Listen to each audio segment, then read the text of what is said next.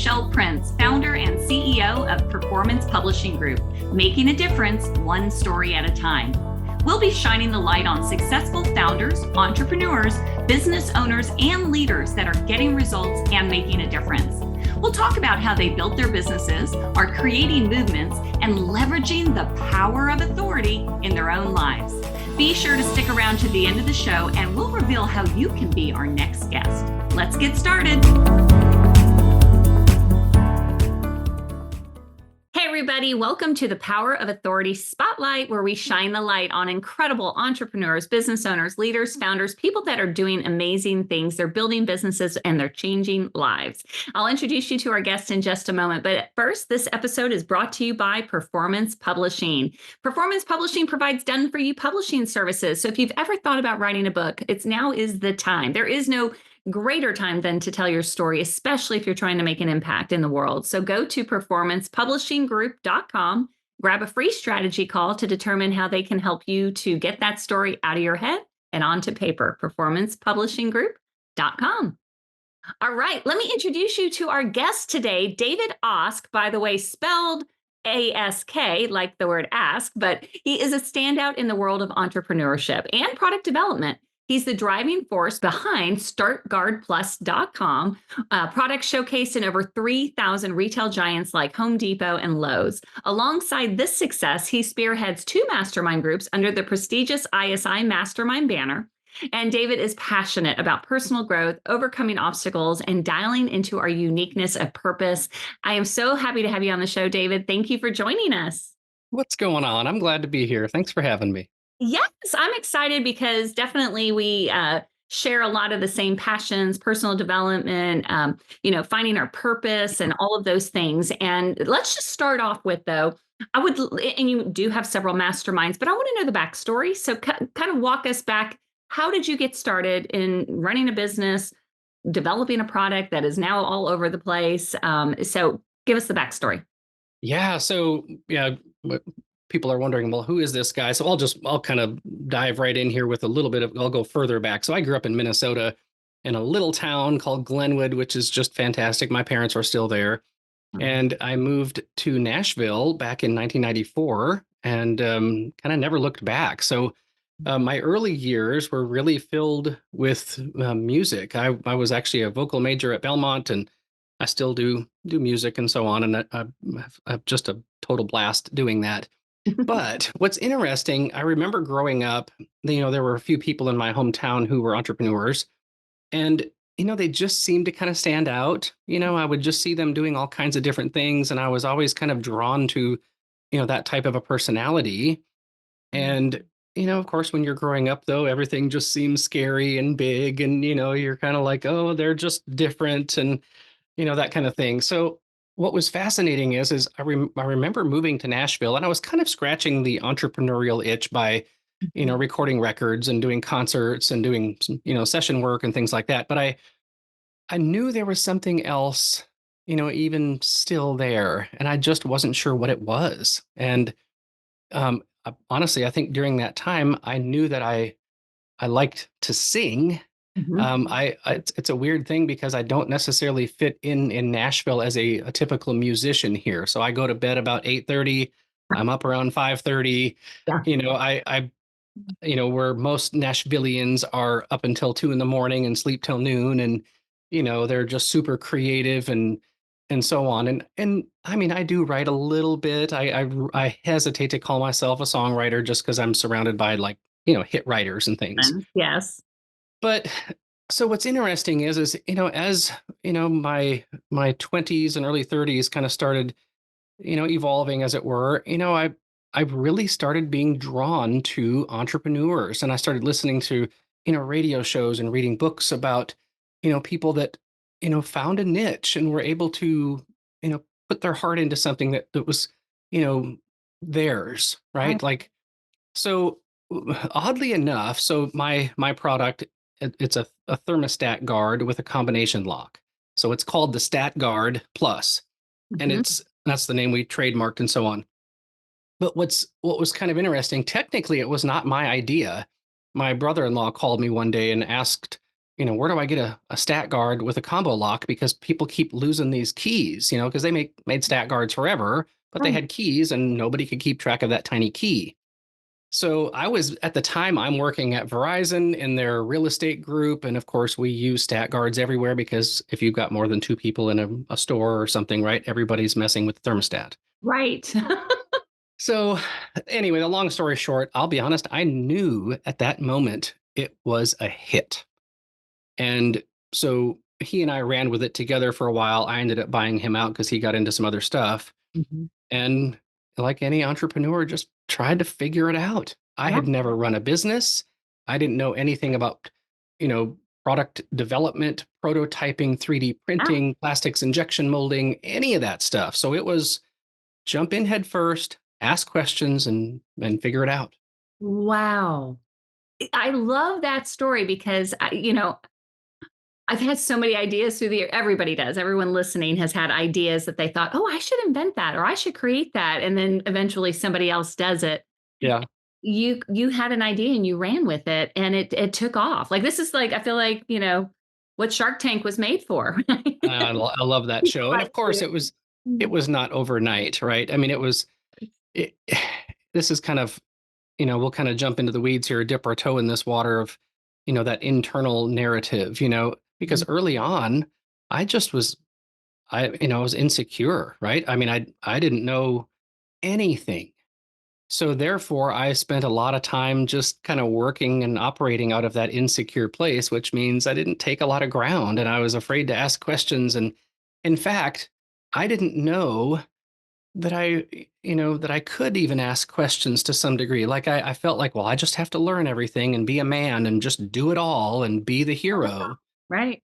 Yeah. And it was this old thinking. Years later, I read that book, Who Not How. Yes. Great. And it's life changing, right? Don't operate at your strengths and find a who to come alongside you and sit in the right seat on the bus to help you move whatever forward, right? I don't care what that is, whether it's your marriage or parenting or health or whatever it is, right? You have to have a team. And so when I finally figured that out and started asking for some help, the picture started to become clearer. But it was a rocky road, on the front end. For the first 4 years, it was kind of a hobby. Yes. And I really didn't turn into a business until year 5. Wow.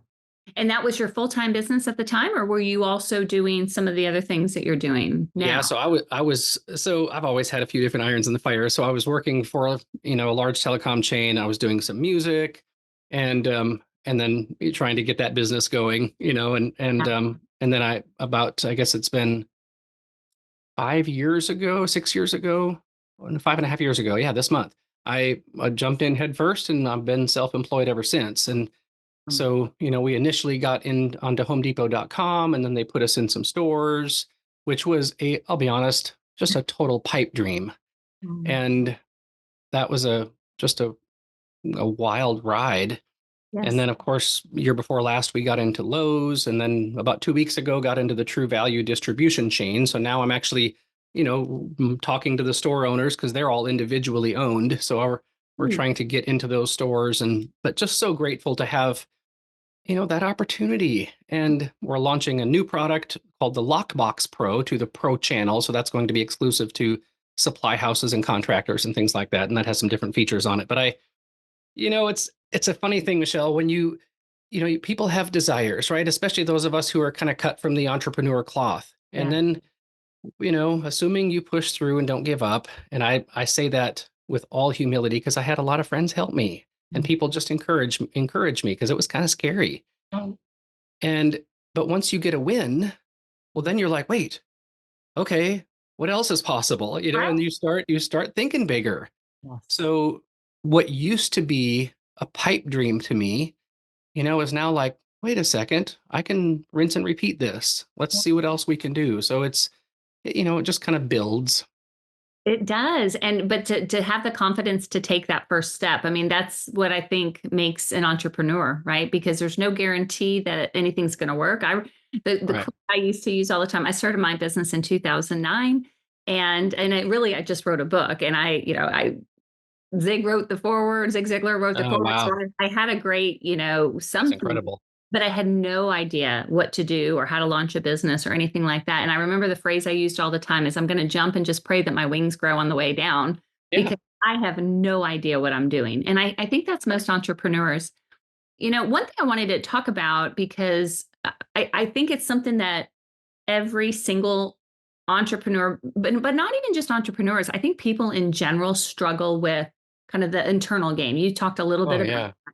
and purpose and I know you're working on a book right now, and I'd like to talk about that if you're okay with it. The Yes, yes. Guardians of Grit, and what exactly is that, right? And how what can we learn from you in terms of what you've learned from some of your mentors and Yeah. So, it's interesting. The last when I joined my mastermind group, Iron Sharpens Iron, ISI Mastermind, I of course was exposed to a lot of people with a similar headspace, right? Entrepreneurs who knew they needed not only information, but inspiration. They needed wisdom, they needed understanding, they needed encouragement. And what's neat though, right? Even the biblical precedent that, in the counsel of many, there's safety or wisdom or whichever one there, depending on the translation. But I was exposed, of course, to, people that just the truth of the matter is they just thought better and higher thoughts than me. And it was so encouraging to, some of them to just kind of sit at their feet and be like, tell me more about that. I've never heard that. I've heard of these words and people using this, different phrases, everything from authenticity to identity to grit to resilience. And, a lot of that is, well, I'll just speak for myself. I just had a real misunderstanding of a lot of that stuff. Mhm. And, and, you know, a lot of times I would just think, well, that person has got the Midas touch or whatever they touch turns to gold or some, Right. and which is a bunch of, horse hockey. Anybody who has success has a pile of failures and trauma and, all kinds of stuff, that internal narrative, to get to that spot. Mhm. And you and I, of course, have a common friend, Dan Miller, who passed away here a few months ago. And, Dan's story, right? Man, that guy grew up with very humble means. And I remember reading his book, years ago. And I literally remember sitting on my deck in our old house Yeah. and I couldn't stop reading it. And I'm like, who is this guy? Wow. Somebody gave me the book, and to see his resilience, right? To see his, well, really it's grit. This idea. So let me pause here. You asked about the Guardians of Grit book that I'm writing. So I'll just define it this way: the difference between grit and resilience. And this is something that Dr. Andy Garrett, who's in my mastermind group, really helped me to understand. So the book is really inspired by him. Um, resilience is this idea of bouncing back, right? Mhm. You get knocked down and you get back up, more quickly if you're resilient. But it's also, if you picture a basketball, it has a predetermined, circumference and shape and everything, that you can measure and define. It's very clear. So when you slam a basketball on the floor, it compresses slightly, but it goes back to its predetermined state. Yes. So whereas grit, and I'll digress just a bit here, where grit is this idea of I'm going to do hard things over a long period of time because what's on the other side of that hill, as it were, is worth fighting for. Mm. So, but here's what's interesting: grit, if it's true grit, I like that movie, by the way. Yeah. If it's true grit or if it's true resilience, it's actually derived from that predetermined internal, or Dr. Andy says intrinsic, place. Well, what is that? It's who you are. It's your predetermined convictions. It's who. It's your convictions, your values. It's Mm. the virtues that you hold dear. I like to say it's what gives your goosebumps. Oh, It's that's that a good thing that you're. phrase. I think I got that from a Nissan commercial, by the way, but I steal it all the time. It's so good. The but it's this idea that my definition of grit, my definition of resilience is different than yours. We are very, very different people.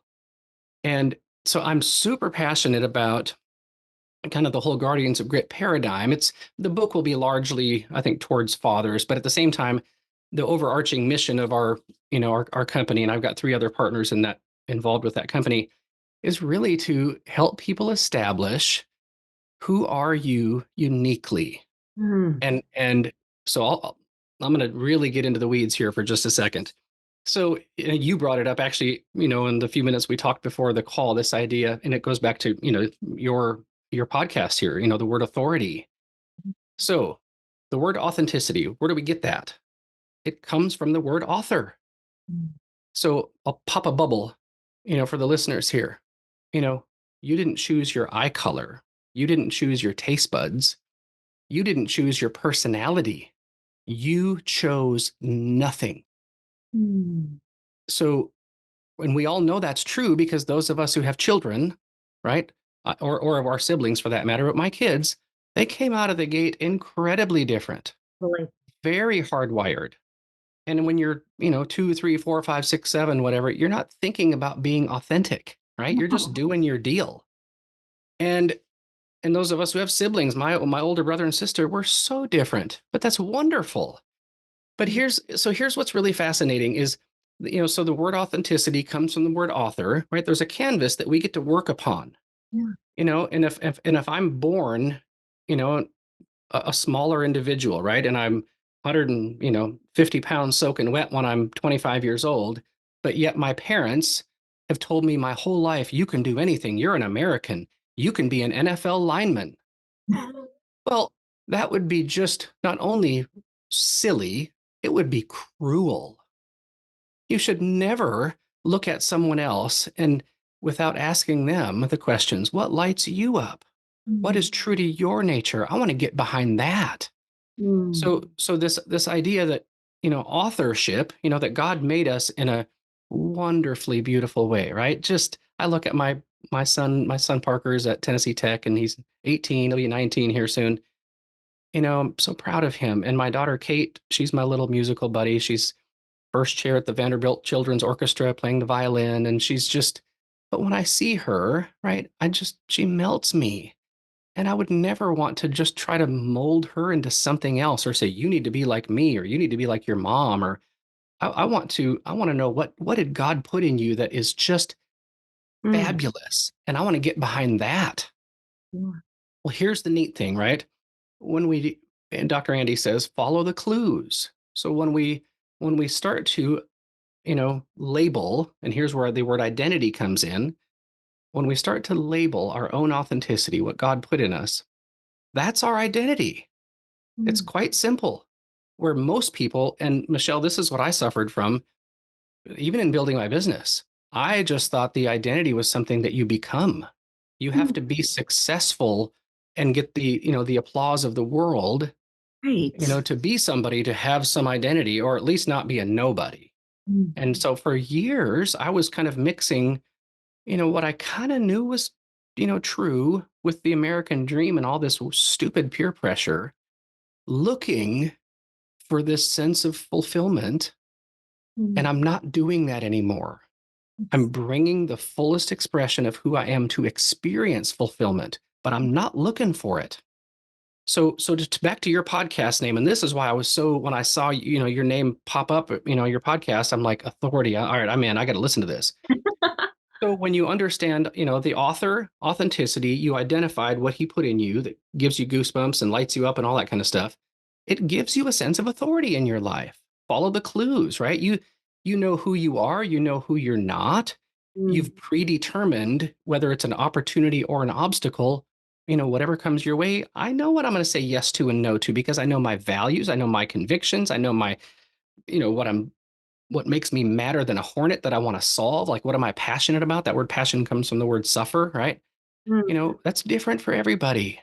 Yes. So, anyway, that's kind of the long winded way to say I'm so excited about the Guardians because it's going to help, initially, right? It's going to help anybody who's in a leadership position, whether you're a parent, a coach, a mentor, a pastor, whatever. It's going to help them establish who you are uniquely, right? Your fingerprint, your retina scan, your soul has a print on it. And when you have a question mark around that, you feel it. Mhm. You walk into a room and you're like, I hope somebody tells me I'm okay. And your posture shrinks, your social scene starts to shrink because you just start living out of fear. Mm. But here's the linchpin in all of this. There's a misnomer in our culture right now that, like especially around identity, that we have to establish a crystal clear identity so that I feel good about me.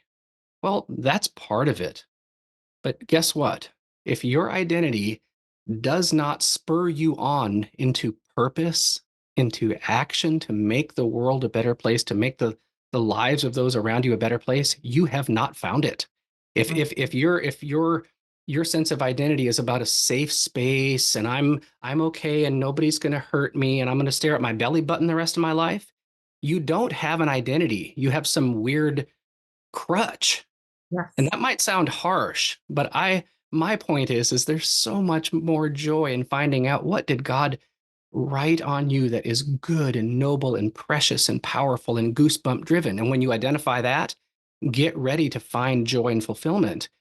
But it's when you take action. So Guardians is all about, you know, I'll just say it this way, adults Mhm. establishing that and ushering that next generation into that purpose filled, identity driven spot. Mm. Oh my gosh, I love this, David. This is awesome. I mean, truly. And it's really funny some of the things you said.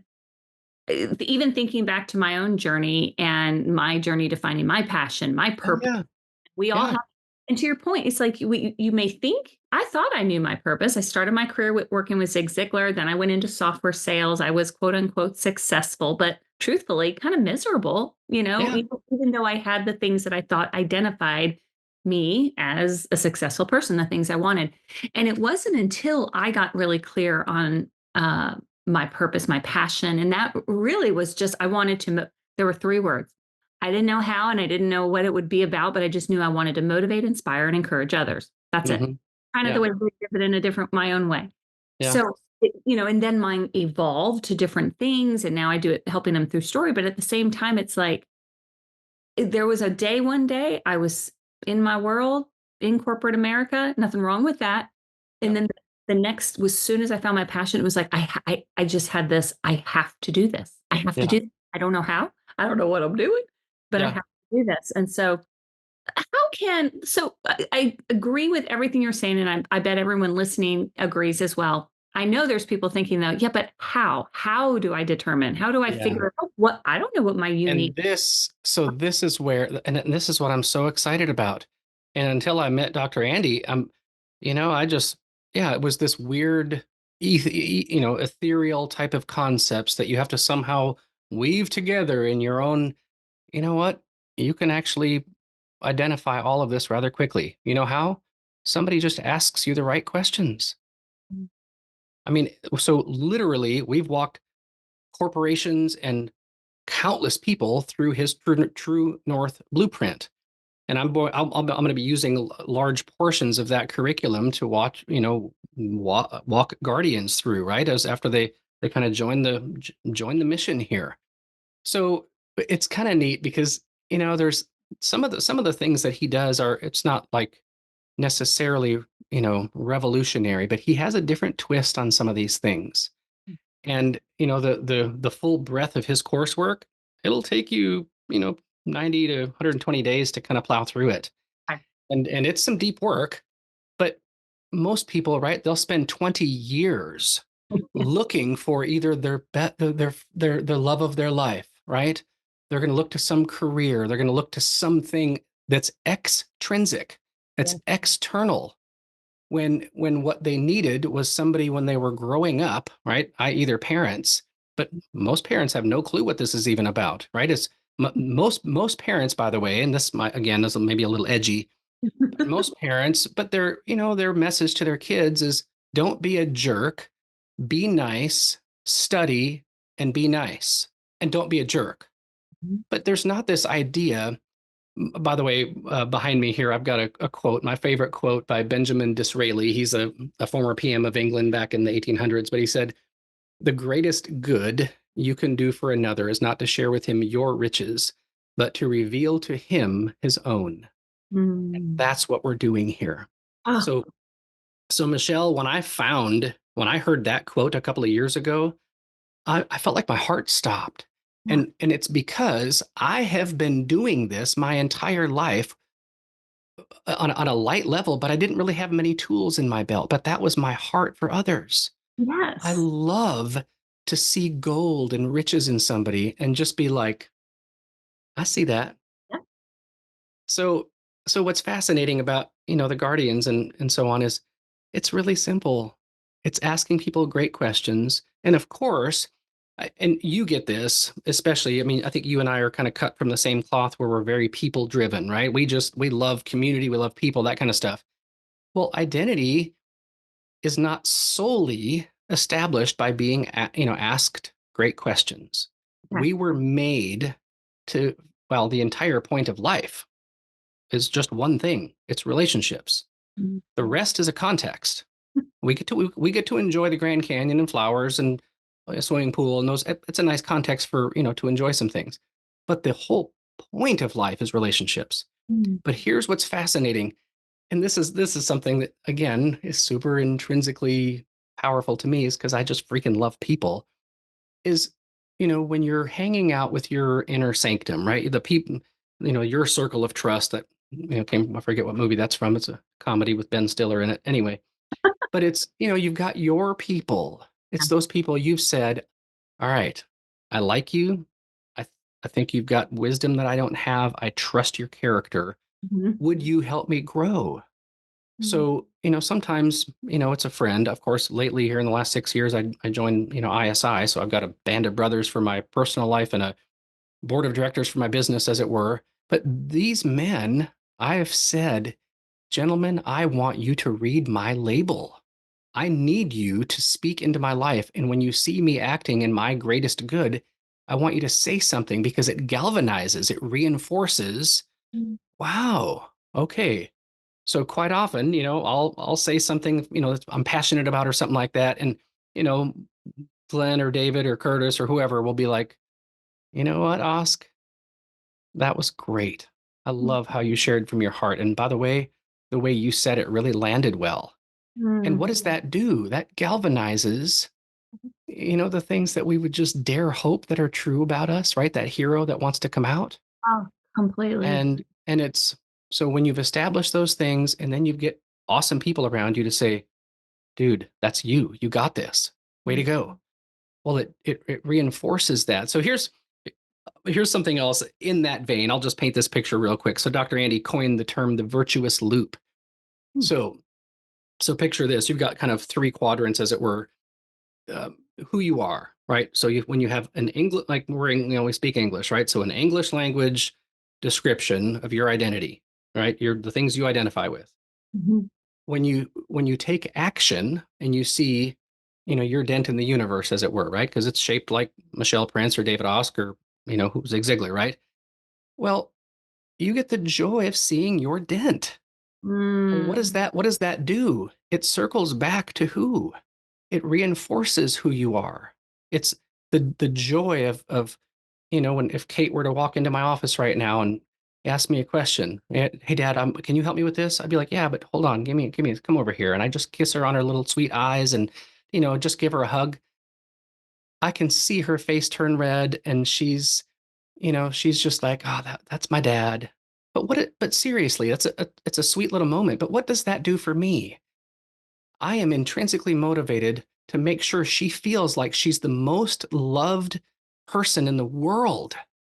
And when I see her expression, right, Mhm. that felt good to be me because I took action in a way that was meaningful, and it reinforces, Mm. you know what, Dad, you stepped out, you showed your heart to her. She loved it. Maybe you want to do that again. Mm. But that goes for everything. I'll be honest, when I showed up at my first meeting for Home Depot, I was scared out of my mind. You know what I mean? I'm like, who am I? And I remember the day that they finally gave me a yes. They said, I'm literally on the tarmac in Nashville, flying out to do a concert, and my cell phone rang, so I answered it, and Scott said, "Hey, we'd like to put your product in 1,300 stores." Well, his first question is, "Can you do that?" Mm, Well, of course I couldn't. I mean, I'm working at a job. I don't have the money to stock the shelves one time, let alone keep 20,000 units sitting around. So I yeah. lied and I said, "Of course. Yeah, when do you want to get started?" But guess what? That was Virgin Atlantic. What's that guy that owns Virgin Mobile, the British fella? Branson, Richard. Yeah. He said, "Say yes and figure it out." Right. And I knew by that time I had come that far. Mm, Guess what? I'm just the man for the job. mhm, I'm going to do it with some fear because I don't know what I'm doing. But what's on the other side of that hill, right, is worth fighting for. That's grit. I'm going to figure it out. And whether that's in marriage, whether that's in a product in 3,700 stores, or maybe I get cancer next week, I'm going to figure that out too, mm, right? And I'm going to go down swinging because I've already predetermined that's who David Osk is. And again, I want to say we're not in a utopia here, right? And I need and something else I'll say this is C.S. Lewis, who I really love, he said that if I sleep, I forget. So literally every morning, right, I have to reestablish what true north is. And I love that Dr. Andy says, like north, you have a compass, right? It reads the magnetic field. Well, in our lives, quite often, we're reading the room. So our true north might shift based upon peer pressure or someone that we admire in the room that we're trying to, impress or whatever that is. Where true north is a fixed point, like a GPS signal. It has an exact coordinate, which means what? Well, that's my straight edge. That's my plumb line that my identity, my authenticity that I've already predetermined. And there's a big difference. Otherwise, you're just kind of waffling back and forth and hopefully stumbling in the right direction. mhm. Um, so anyway, as you can tell, I'm like super passionate about this stuff. And um, the really to your point in your podcast, right? The authority is not established by some dictatorship. True authority is established by character, Mm. right? We all know those people in our lives. So when they walk into the room gets wiser, safer, better, stronger. Like Zig, I never met him. You knew him, and why did people really love him? Yeah, it's They because he's a love man of character.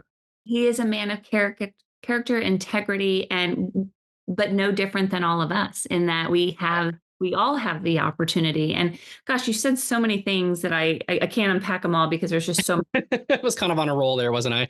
Oh, but I love it. But I'm so in sync with you on this stuff. And something you said though, just it, it's so true that like we sometimes we wait for somebody to say, now you're Oh, worthy.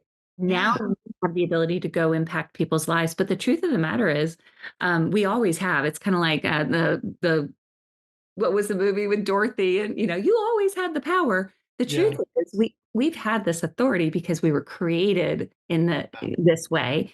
And all authority is, and my definition of authority is the ability for people to want to listen to what you will have to say. Because if people Mm, don't want to listen to what you have to say, you can't help them. You can't impact yeah. them. You can't shine the light on them.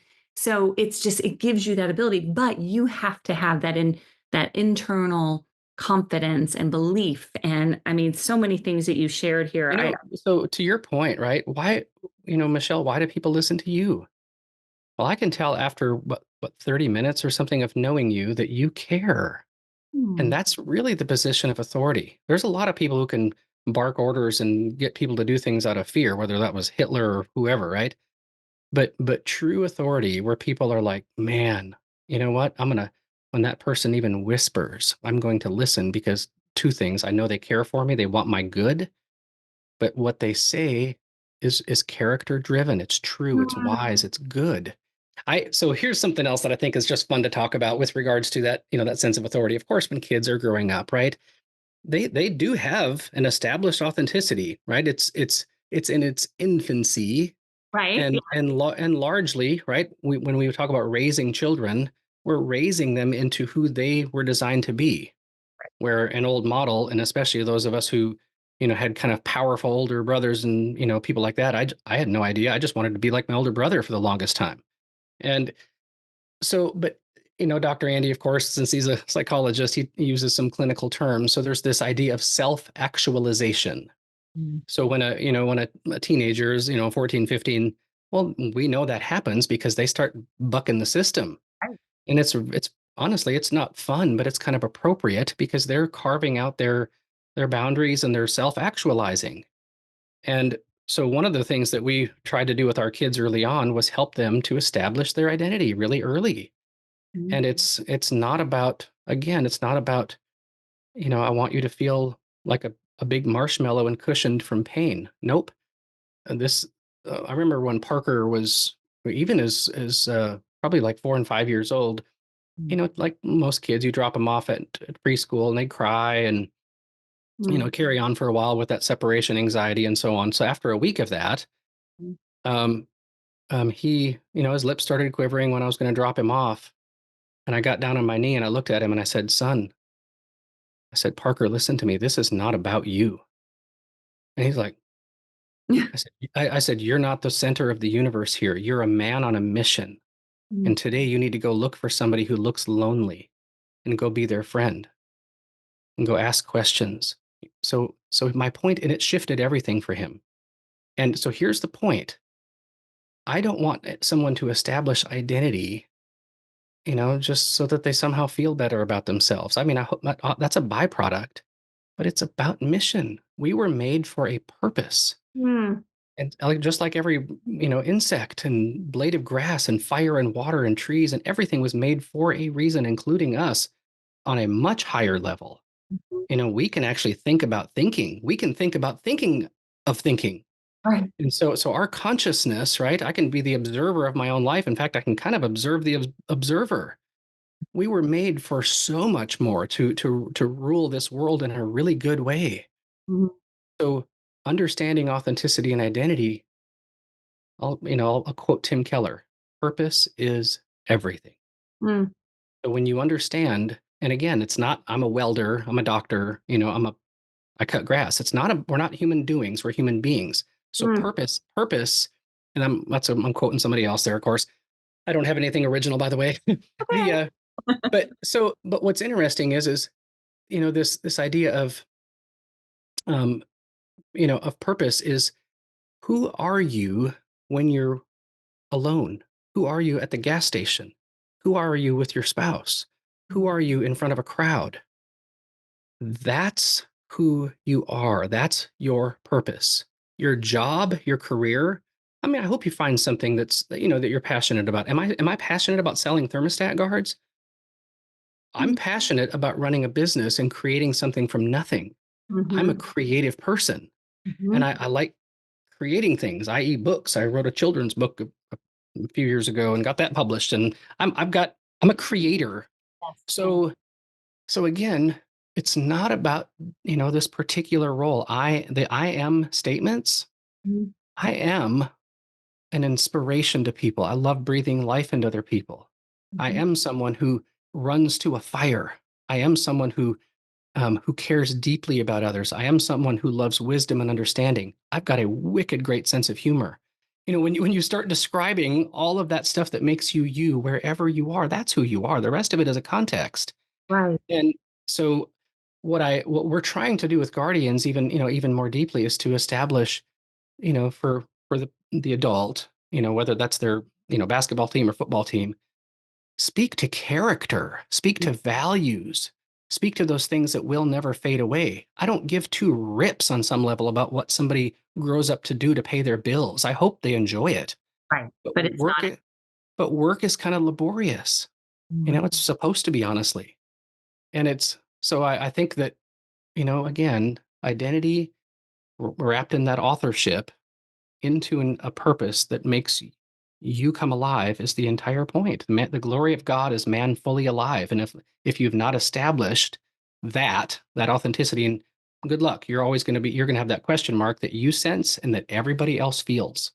Mm. I love this. And what you said, the glory of God is when you're truly alive, is I think I think that's Dallas Willard. So I need I love that to. story. Well, listen, I am so grateful to have you on the show. And you and I think, could talk for like hours, but I I have to know this is wrap super up. fun. Um, Yeah. So I know people can get a hold of you at davidask.com, but let me clarify that's David ASK, like the word ask, but it's Yeah. and Yeah. just thank you so much for sharing your heart. Like I can see that in you. You care about this. You're passionate about this. And I think I know I'm inspired and I know everybody else listening is too. So thank you so, so much for being on the Well, show. this has been a joy, and I'll end it this way. If anybody's listening, and I can help them in some way, Mhm. and this is kind of one of my core values, and I don't care what it is. Just go to davidoss.com and let me know, and I will do my best. Love that. Well, thank you so much. You got it. All right, everybody, that's it for the show today. And my gosh, I literally have notes, notes, notes because there's just so much goodness there. But just pulling it all together, we all have such a purpose in life. And once we figure out our purpose, then we can go out and help other people to have clarity on their own purpose. And that's really what life is all about. So thank you all for listening. We'll see you next time on the Power of Authority Spotlight.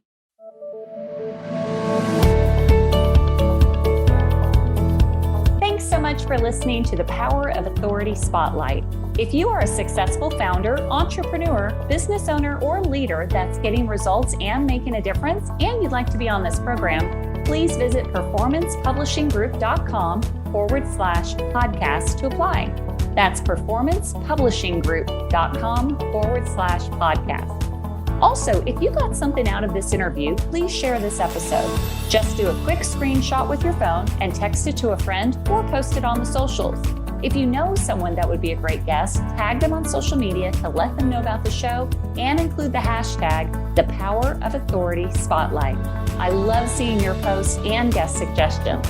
We are regularly putting out new episodes and content, so make sure you don't miss any episodes by subscribing. Your thumbs up, ratings, and reviews go a long way to help promote the show and mean a lot to me and my team. Want to know more? Go to our websites, performancepublishinggroup.com or michelleprince.com, and follow me on LinkedIn, Facebook, and Instagram. Thanks so much for listening, and we'll see you next time.